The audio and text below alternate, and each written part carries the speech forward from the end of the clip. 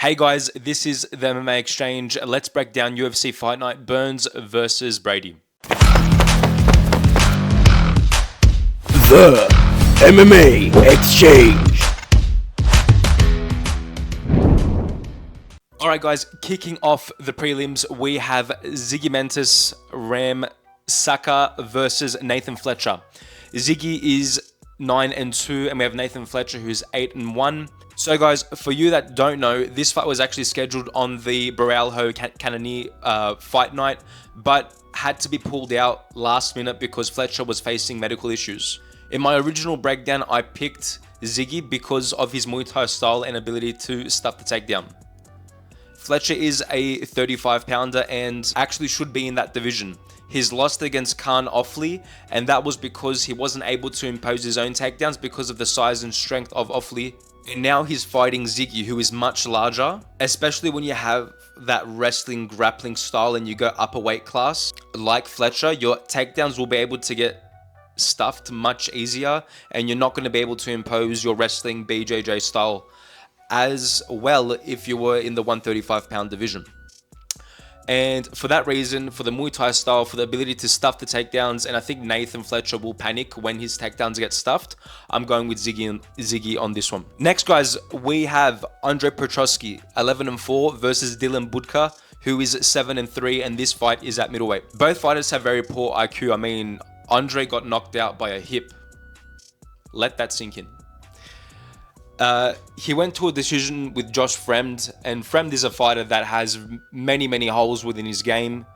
Fremd lost to Trayshawn Gore, who got fraud checked. Andre has a wrestling style, but when fighters are able to stuff the first few takedowns, he doesn't really have much for them. His cardio takes a hit, and his punches and kicks aren't at the level of how compared to his wrestling. He's very explosive, but he doesn't use his jabs and strikes to mask his takedowns, so his grappling does become very obvious as the fight progresses. Dylan Budka.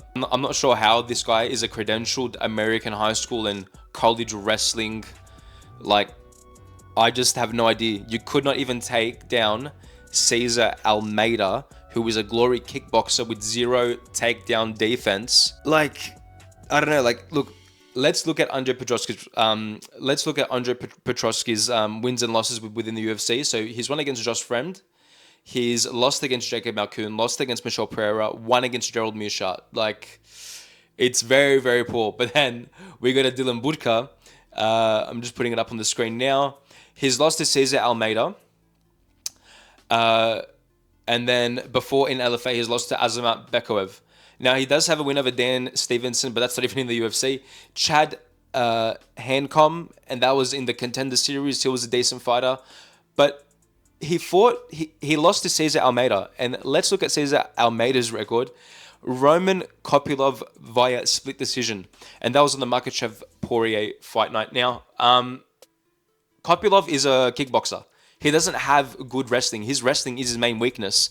And he was even able to take down Cesar Almeida. And a guy that's meant to have all the wrestling credentials in Dylan Budka was not able to. His fight IQ is very low. And man, overall, if a guy like Kopylov can take Cesar Almeida down, but Dylan Budka can't, like, the wrestling experience is very far in difference. I think Andre can get this done. At least he has success when shooting for takedowns, and he has success over guys that do have wrestling experience as well. I think he'll be able to get the takedowns right at the rounds, and I see Andre winning this one. Next, guys, we have Jaqueline Amorim, who is 8-1 versus Vanessa Demopoulos, who is 11-5. Okay, so Vanessa has been on the wrong side of a few decision wins. I'm not sure how she's getting these wins by the judges, but I don't think it's by doing MMA, if you know what I mean. Demopoulos is also 35, so she's on the latter end of her MMA career. Her wins are against very low-level competition. She did lose to Karolina Kowalkiewicz. In that fight, she dominated. She was taken down, got crucifixed. Demopoulos is very open to jabs and counters because she lunges into her shots quite frequently, and that is what we saw in that fight against Karolina. Karolina as well was on a 5-fight losing streak. She did pick up 2 wins and then was versing Vanessa Demopoulos, so not the highest level, and that shows on her record because she is 16-8. And the fact that Karolina Kolokheyevich was able to dominate in the wrestling and in the striking displayed a lot of holes. Jaqueline Amorim has that fight style. She likes to stay on the outside. She likes to jab. She likes the calf kick. And I think that feeds perfectly into Vanessa Demopoulos' wild style. I mean, look back at that Karolina fight. Karolina landed 140 successful shots. Like, that is a lot for the female fights. Jaqueline is younger. She's quicker. I believe that she has the better fight IQ. And yes, she did lose to Sam Hughes, which was very bad, but she's now on a 2-fight win streak against Montserrat Ruiz, who is somewhat of a similar style to Vanessa Demopoulos. And then she won against Corey McKenna, who is a great fighter. And Vanessa actually has lost to Corey McKenna in the LFA. Now, I know that MMA math doesn't work, but the evidence points to Jaqueline Amorim getting this done because she will be able to manage the distance. Vanessa Demopoulos lunges in way too much in her shots and leaves herself open, and she doesn't even have the power to back those shots up. So I think Jaqueline Amorim can get this done. All right, guys, next we have Zha Yi, who is 25-4 versus Gabriel Santos, who is 10-2. This fight is happening in the featherweight division. Now, guys, I got to be very honest. Zha Yi is from the Road to UFC series. This is his second time, or he's coming off his second time from the Road to UFC, which is basically a tournament style for the Asian fighters. That's basically what the UFC do. I don't rate anyone that comes off the Road to UFC, and this is why.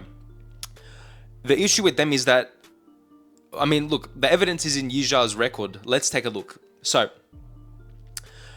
he lost in his first run in the Road to UFC, and he lost to Lee Jeong-yong, who at the time was 9-1 and now is 11-2. Before that, he lost to a fighter named Kera Muali, who is currently 34-14, which means that 14 times he's lost to fighters in unknown organizations, except for Brave, which I guess is like a third tier level MMA organization.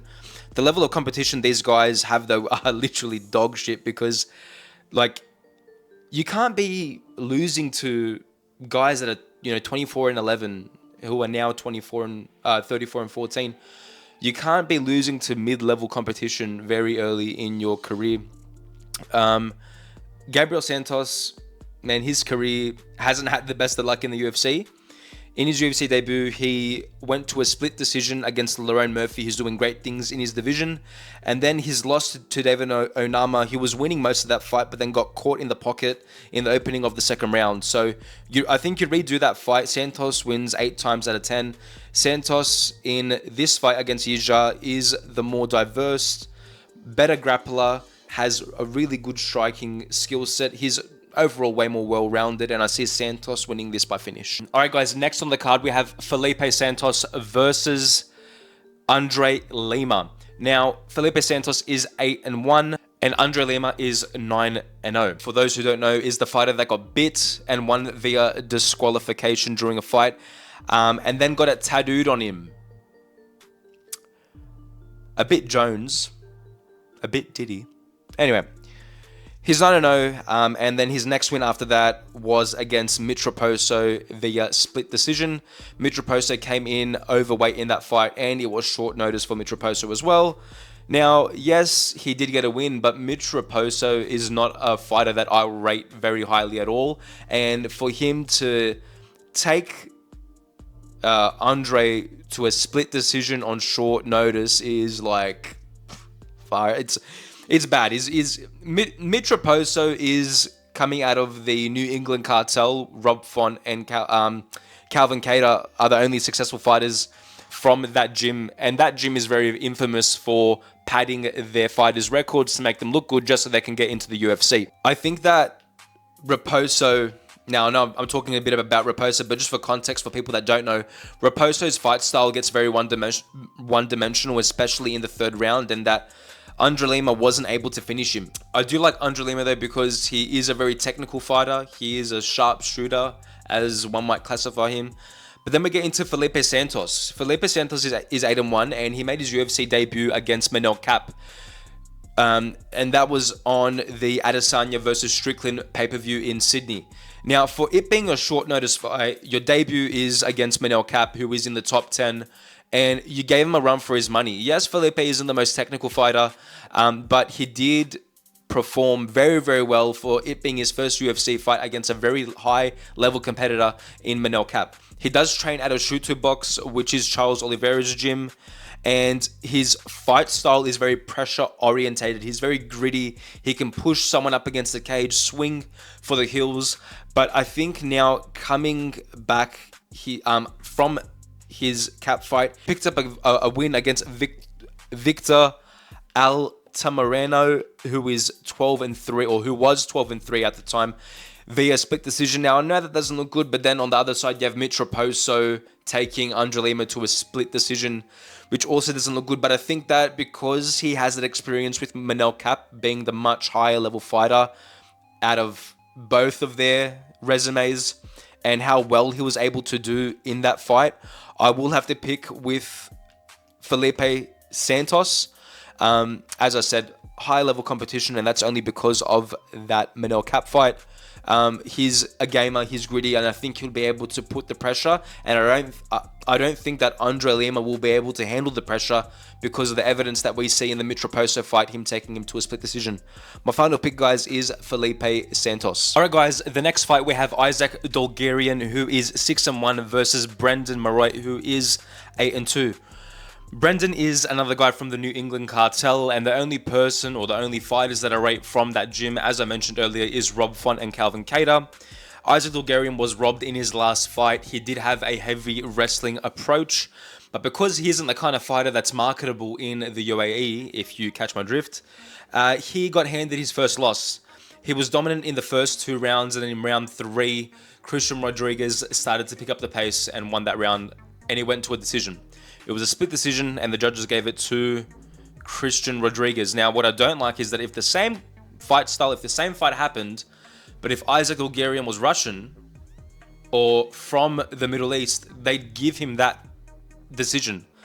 We see countless and countless of fighters adopt that fight style and have very similar fights that play out exactly the same, and they get given the decision. But because Isaac Dulgarian is not from there, he's not marketable as a Russian wrestler, he's not marketable in the UAE, he, I believe, got very, very robbed. Let's talk about Brendon. His most recent fight was against Terence McKinney, where he shelled up and let it happen like some sick fetish that he has. It was very weird. He also isn't that active. His last fight was in October 2023. He had roughly 4 fights in 2023, and before that, his last fight was in 2020.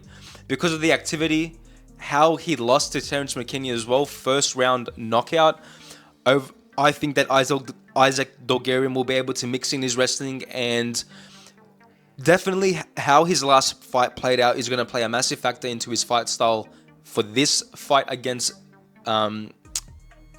Brendon. When he gets a takedown, I believe he's going to aim for more submission attempts and aim for more ground and pound, ultimately getting him the win. Alright, guys, next on the card we have Ryan Spann, who's 21-10, versus Ovince Perux, who's 27-17. I have Ryan Spann in this one. Ovince Perux is well past his prime years, and yes, even though he did win against Kennedy Nezachukwu, Kennedy is a can in the UFC, and I think he's going up to heavyweight to try and make a run there, where he will lose probably. Ryan is very powerful. He's much quicker. He does have very good calf kicks when he isn't stupid. I think he learned a lot from the second Smith fight, where he probably learned that he should capitalize on the calf kicks, because Smith's main weakness is checking kicks, kick defense in general. Ryan's bigger, faster, younger. Ovince Perux is 41 years old, and that's very, very old for MMA. And look, yes, he did win to Kennedy Nezachukwu, but let's see who he lost to recently. Felipe Lins, Tanner Bossa, and he lost against Andre Petroski in a grappling match at Fury Pro 6. Andre Petroski is a welterweight. So, like, you know, and let's say they're at their walk-around weight. So, Andre Petroski's at middleweight, and Ovince Perux would be most likely around 220, 225. You're still letting a much smaller guy out-grapple you, and it's like, Ryan Spann has the ability to mix it up. He has the better skill set. Yes, he's lost to Anthony Smith, but he before that, let's look at his record. So he lost to Bogdan Gustov, he lost to Anthony Smith, and he lost to Nikita Krylov. Now, yes, 3 losses in a row, but he won against Dominic Reyes, he won against Ion Kutelaba, he won against Misha Serkinov, and he won against Sam Alvey, which isn't really good. But look, Dominic Reyes and Ion Kutelaba are far better than the recent wins that Ovince and Peru has been able to get. For that reason, I'm going with Ryan Spann by knockout. All right, guys, moving on to the next fight, we have Ru Zhong, who's 25-5 versus Chris Padilla, who's 14-6. Zhu Rong is probably the only fighter from Road to UFC that I actually rate. He's 24 years old and he has a record of 25-5, which is very, very unique to have that kind of record at such a young age. His UFC debut was against Rodrigo Vargas, where he couldn't stuff the takedowns and couldn't time his shots correctly, and ultimately he lost via a decision. He then went on to win against a last-minute replacement in Brendon Jenkins, and then lost to Ignacio Bohemandez, which doesn't look bad in hindsight considering he's doing quite well. But in that fight, he was at the end of the jab.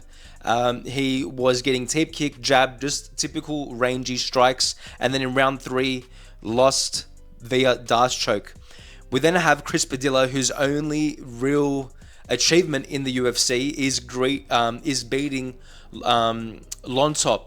And Lontop we saw on the Cannonier versus Baralho card versus Slava Claus.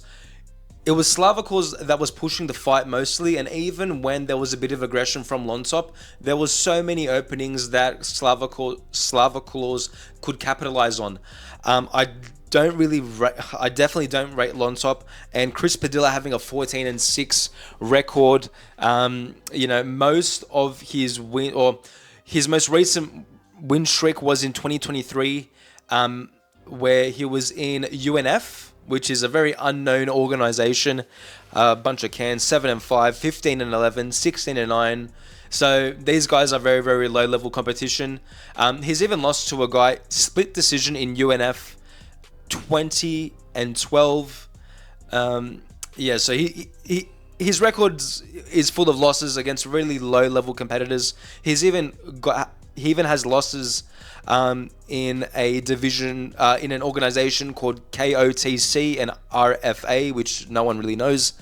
Zhu Rong has the much better competition on his resume. Yes, he has lost to Ignacio Bohemandez, but considering the tear that he's on and how well he's performing in the UFC, I don't see that as a bad thing. I see that more as a learning curve. Zhu Rong has the more overall better skill set. Chris Padilla, he's pretty mid. He doesn't fight smart. He doesn't have what it takes to go into the top 15 and top 10. I think Zhu Rong has that ability to go into the top 10 or 15, and that's the reason why I'm picking Zhu Rong. Alright guys, next on the main event we have Trevor Peak, who is 9-2 versus Yanal Ashmoz, who is 7-1. I have Yanal Ashmoz in this fight because his kickboxing and power is absolutely ferocious. Trevor Peak, while yes, he's very aggressive and has at times shown that he has power, I think what's put me off Trevor Peak is that in his fight against Muhammad Yahya, he was pressuring a lot, but not effective with his punches. He doesn't throw many kicks. He doesn't really mix it up as much. He does rely on his hands, but it's like when he was punching, he'd go punch the head, but then dip down really quickly. It's like he was scared of getting hit, or he was scared of something happening, because the way that he was engaging to me seemed very funny. Yanal Ashmoz, I know has the much better MMA skill set. He can take him down. He can kickbox with him. Trevor Peak really only has the wrestling, and his cardio is very, very bad. Because he pressures a lot and he overswings with his punches and he overcommits with a lot of the strikes and takedowns that he does, I think that it creates an opportunity for Yanal Ashmoz to see these strikes coming, and I think he can develop a really good counter-striking style for this fight, and I see Yanal Ashmoz winning this one. Next, guys, we have Matt Schnell, who is 16-8 versus Joshua Van. Man, this is a very, very last-minute replacement. Matt Schnell was meant to be fighting originally, let's get this up real quick, was meant to be fighting Alessandro Costa. He's pulled out. There was talks of Cody Durden stepping in, but ultimately the UFC went with Joshua Van. In Joshua Van's last fight, he was winning the whole fight very, very convincingly. And then in the last round, ended up getting TKO by none other than the infamous Charles Johnson. Man, it was so upsetting to see because Joshua Van was doing so well with the striking, with the wrestling, with the clinching. He was just overall the much better fighter than Charles Johnson, and he ends up losing by TKO in the third round. Matt Schnell just has the weakest chin in UFC history. He's in the lightest men's weight class, and so normally when you get chinned at a higher weight class, you have the opportunity to move down and see how you go against weaker divisions. But Matt Schnell doesn't have that opportunity. He is in the lightest division, and he still gets knocked out very frequently. He's been knocked out against Steve Erceg, who is a top contender within the flyweight division. Knocked out against Mateus Nicolau, who also has a glass chin. He did have a submission win over Samadarji, but he was very... I think the weight cut was very bad for Samadarji. He was winning a good amount of that fight, but then got caught in a submission. He lost by submission against Brandon Royval, and that was back in 2022. So, you know, the way that his career has panned out is like you're getting knocked out and chinned constantly at flyweight. How are you going to go in, moving on? You have a guy like Joshua Van who has the cleanest body shots at flyweight. He has very, very good kickboxing.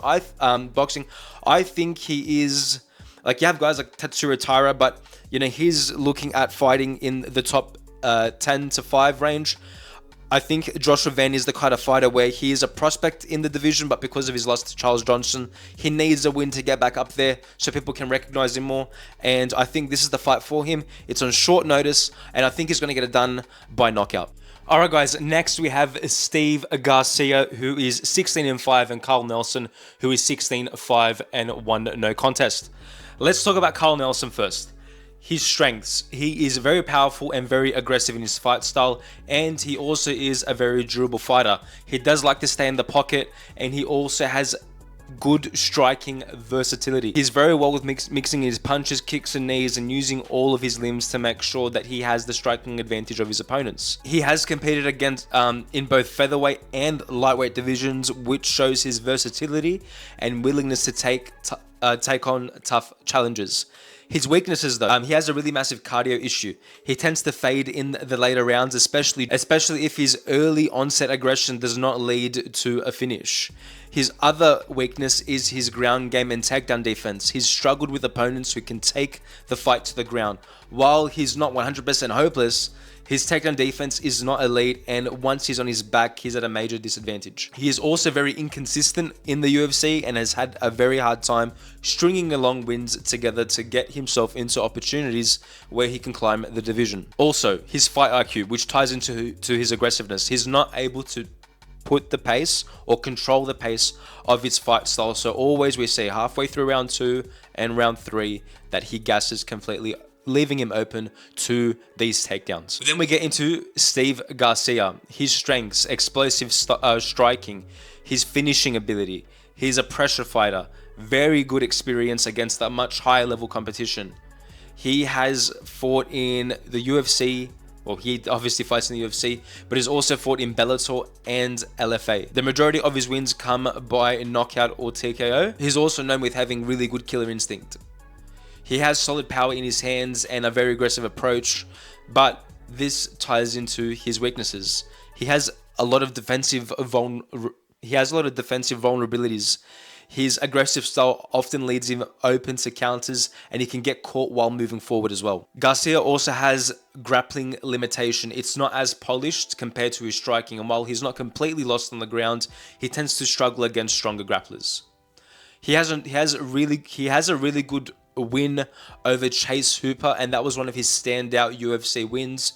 In that fight, he was up against a grappling jiu-jitsu style fighter, and he showcased his striking superiority. He has lost, though, to Maheshete, and in this fight, Garcia's vulnerabilities were exposed. He got caught with a vicious right hook that knocked him out in the first round. The fight highlighted his tendency to leave himself open while pushing forward, and it was a reminder of how his aggressiveness can be a pro and a con as well. Ultimately, though, The level of competition, the fight style, I see Steve Garcia winning this one. All right, guys, next on the main event, we have Jessica Andrade, who is 26-12 versus Natalia Silva, who is 17-5-1.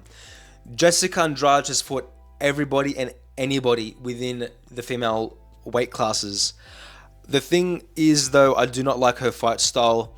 She puts so much pressure that she forgets to be defensive. Before her most recent 2 wins against Marina Rodriguez and Mackenzie Dern, she lost against Tatiana Suarez at strawweight. There was a round 1 knockout finish by Yao Zhongyan, and that was off a counter. And then before that, Erin Blanchfield by round 2 rear naked choke. She's very hit and miss. I don't like how she bounces across divisions, but because she's fought everyone, she kind of doesn't have a choice. She has to move to different divisions to find different opponents. Her fight style is very pressure-based. She doesn't have very good defense. She has a good overhand right. Her jiu-jitsu is somewhat good, but she is in the latter stage of her career. We compare this to the much younger Natalia Silva, who is on an 11-fight win streak, and her most recent loss, well, not really recent at all, was to Marina Rodriguez, who was 8-0 at the time, and this was back in 2017.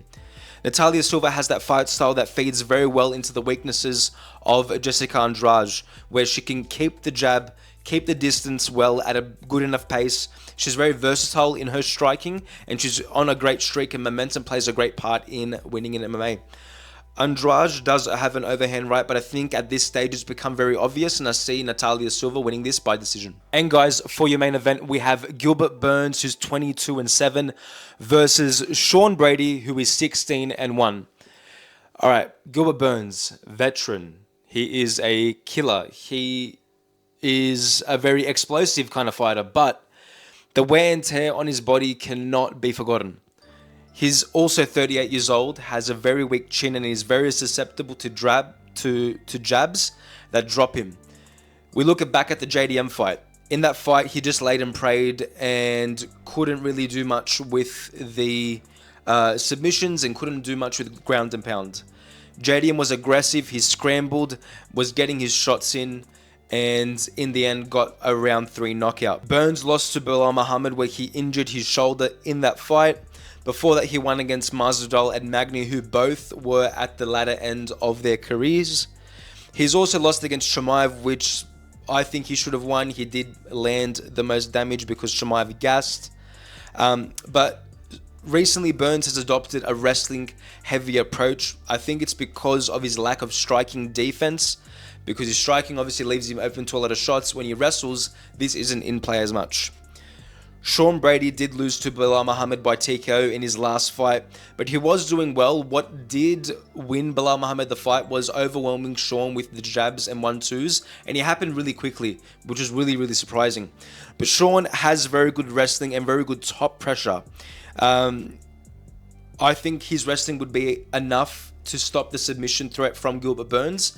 And the point of reference I have is when Craig Jones fought Burns and when Craig Jones fought Sean Brady. Sean Brady was able to use his top pressure to win a decision against Craig Jones, and while yes, it was very boring, it allowed Sean Brady to not worry so much about the leg locks and worry about the submissions. Compare that to Burns's grappling against Craig Jones, where it was a much more dominant win for Craig.